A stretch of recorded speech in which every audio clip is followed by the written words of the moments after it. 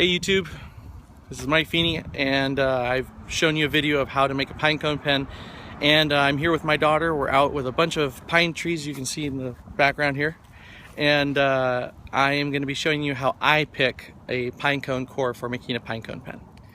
Alright, so here's my daughter. Isn't she pretty? Alright. It's her first bike, by the way, which is one of the Strider things. Love those things.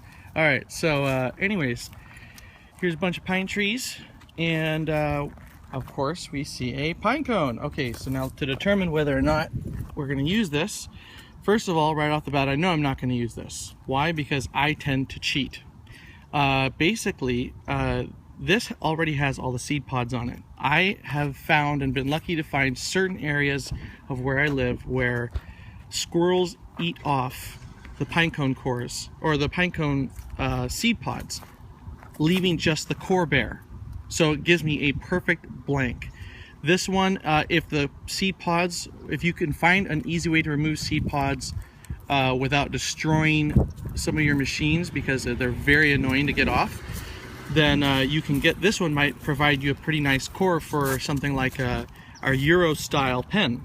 So now let's see, there's a lot of pine cones around here. Let's see if we can find a pine cone core. Well, here's another example. You can turn them wet. You can turn one wet. It's a lot harder. Again, you have to watch it because you might have to coat it with a lot of glue. But this is an example of something where you could do this. I might pick this one for something. Okay, so here's an example where a squirrel started to eat off the seed pods. Now what that's starting to leave is the core of the pine cone.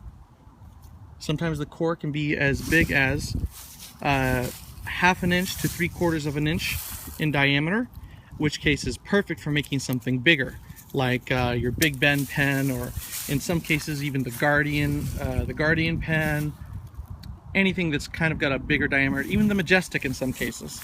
But these pine cones, I mean, there's lots of them, but I don't see that there's very many productive squirrels. All right, success. So this one I found, it was very dry, and it only had a few of the seed pods left, so I just broke them off. When they're that dry, you can just break them off. Just be careful that you don't rip it from the center, because if you do, then that's the pretty part that you see when you make a pine cone pen. And it'll just make a hole all the way down to the center of the core. Anyways, this core is thick enough. It's a little bit short though. You're probably going to get about, roughly maybe 1.5 inches to 1.75 inches of pine cone to work with. So this is probably too small to be anything useful. So what I would recommend is just keep looking for the right area where there's a tree that's almost infested, so to speak, with squirrels, and then you'll find one that will provide a lot of pine cone cores. Anyways, good luck, YouTubers, and happy hunting for the perfect pine cone core. Alright, and there you have it. That's how I pick the pine cone cores for making my pine cone pens. Anyways, I hope you enjoyed the video. Please like and share.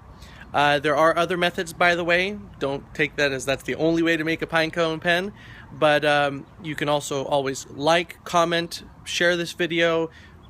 If you have your own knowledge, please feel free to write to me. I'll leave my email address below. And yeah, I look forward to hearing from you, and look forward to seeing more videos from me. I'm going to start putting up some more videos coming up next week about more about pine cone pen making.